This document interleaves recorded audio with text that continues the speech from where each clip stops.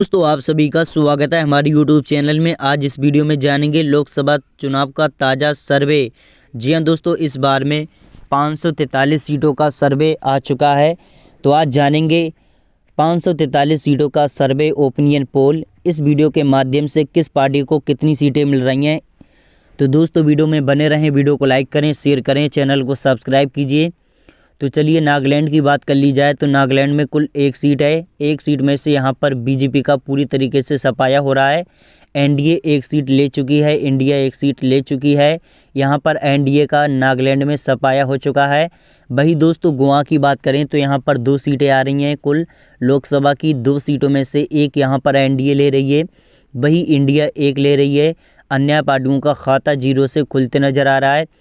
वही दोस्तों चर्चा कर ली जाए मेघालय की तो मेघालय में कुल लोकसभा की यहाँ पर कुल 2 सीटें आ रही हैं। 2 सीटों में से एक यहाँ पर एनडीए ले रही है, इंडिया गठबंधन यहाँ पर एक सीट ले रही है।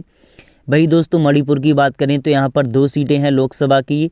2 सीटों में से यहाँ पर एनडीए का पूरी तरीके से सफाया हो चुका है। इंडिया गठबंधन यहाँ पर अपनी सरकार बना रही है। वही दोस्तों अरुणाचल की बात करें तो यहाँ पर 2 सीटें आ रही हैं। 2 सीटों में से 2 यहाँ पर एनडीए ले रही है। इंडिया का यहाँ पर पूरी तरीके से सफाया हो चुका है।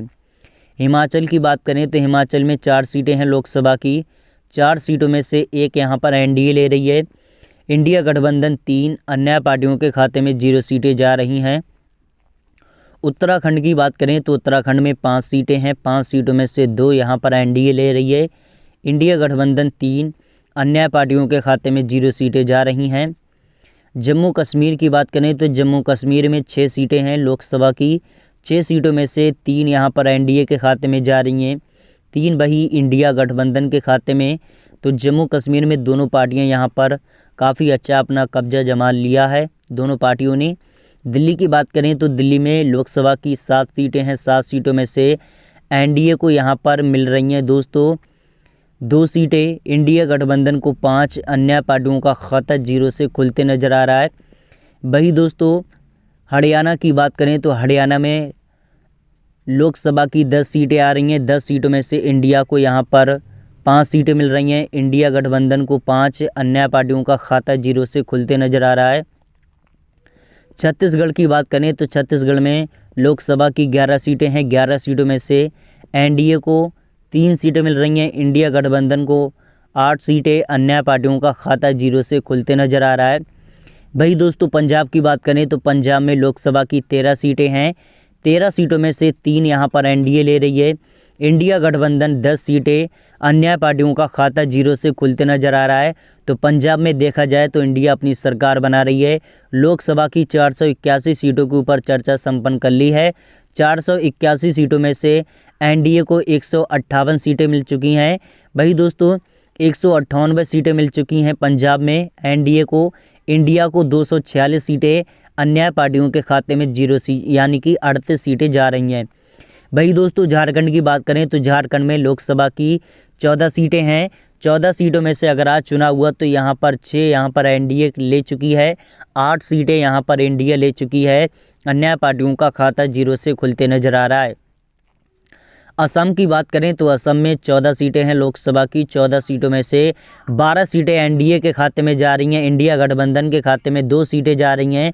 अन्य पार्टियों का खाता 0 से खुलते नज़र आ रहा है। असम में देखा जाए तो बीजेपी ने अपना कब्जा जमा लिया है, इंडिया को यहाँ पर काफ़ी नुकसान हो रहा है। वही दोस्तों तेलंगाना की बात करें तो तेलंगाना में लोकसभा की 17 सीटें हैं। 17 सीटों में से 5 यहाँ पर एनडीए ले रही है, इंडिया गठबंधन 12 सीटें, अन्य पार्टियों के खाते में 0 सीटें जा रही हैं। वही दोस्तों केरल की बात करें तो केरल में लोकसभा की 20 सीटें हैं।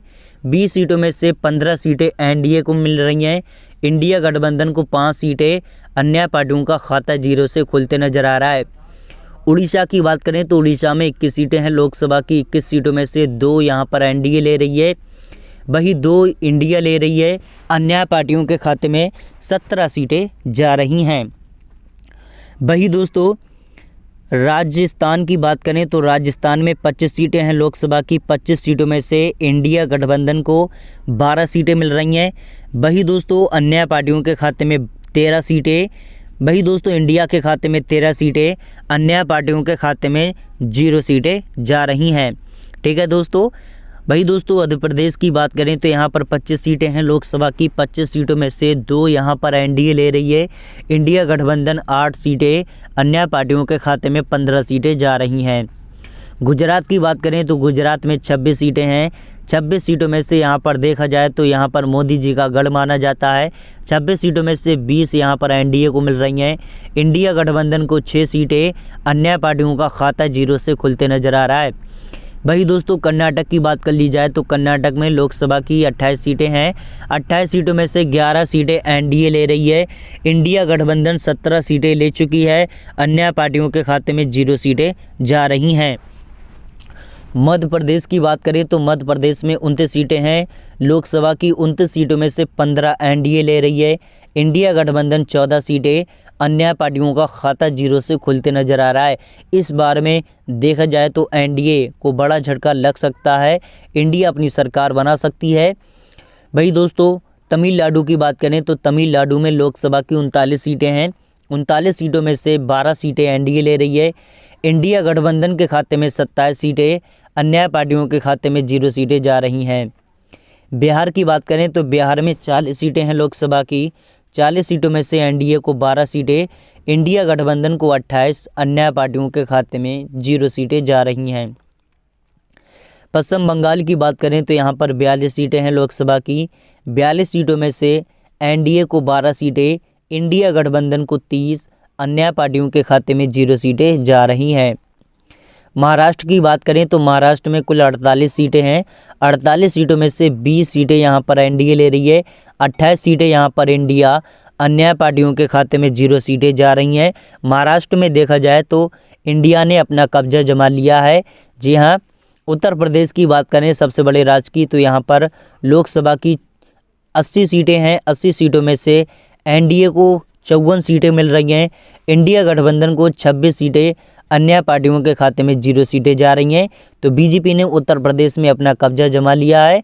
वही दोस्तों केंद्र शासित प्रदेश की चर्चा कर ली जाए तो केंद्र शासित प्रदेश में 6 सीटें आ रही हैं।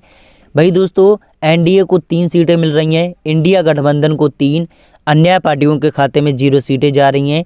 इस बार में देखा जाए तो केंद्र शासित प्रदेश में दोनों पार्टियां यहाँ पर अच्छी अपनी बहुमत ले रही हैं। इंडिया यहाँ पर 3 सीटें ले चुकी है, वही एनडीए भी 3 सीटें ले चुकी है। लोकसभा की 543 सीटों के ऊपर चर्चा संपन्न कर ली है हमने। वही दोस्तों 543 सीटों में से एनडीए को 220 सीटें मिल रही हैं। इंडिया गठबंधन को 283, 38 सीटें यहाँ पर अन्य पार्टियों के खाते में जा रही हैं।